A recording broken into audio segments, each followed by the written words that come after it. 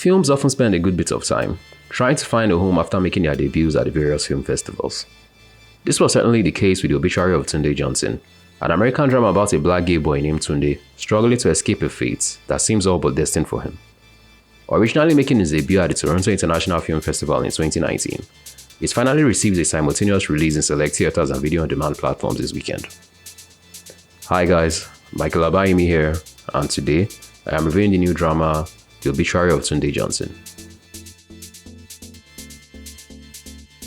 In The Obituary of Tunde Johnson, Steven Silver plays Tunde, a young black boy of Nigerian descent who struggles with anxiety and depression, amongst other things.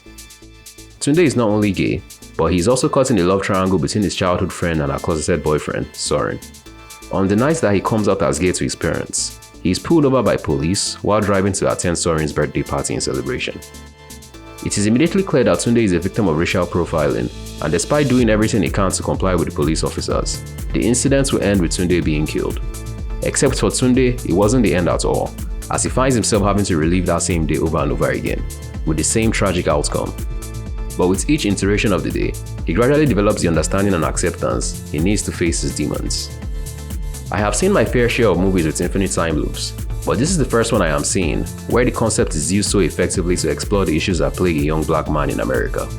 From racial profiling to police brutality, these are issues we hear about on the news, with far-reaching ramifications that often signal just how far we still have to go to become all-inclusive. And that he used them to further his narrative, and did that so well, is something that definitely needs to be applauded.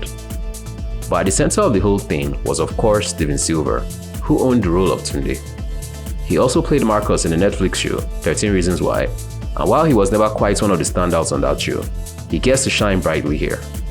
His range of emotions spoke of a boy that was struggling to find his place in a society where he clearly felt ostracized, with the time loop device allowing for more and more layers of his character to be peeled back as the movie progressed, taking viewers on as much of a journey of self-discovery as that of its main character.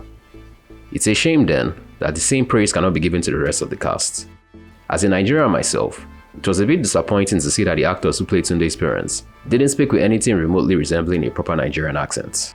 This is especially aggravating considering the large number of Nigerian actors out there in Hollywood, any of which would have given a more convincing performance. I mean, I even made a whole video about a number of them just last year. The film also often veered into the realm of teen melodrama, where it tended to lose focus of the larger issues it tries to tackle in favor of played-out high school tropes.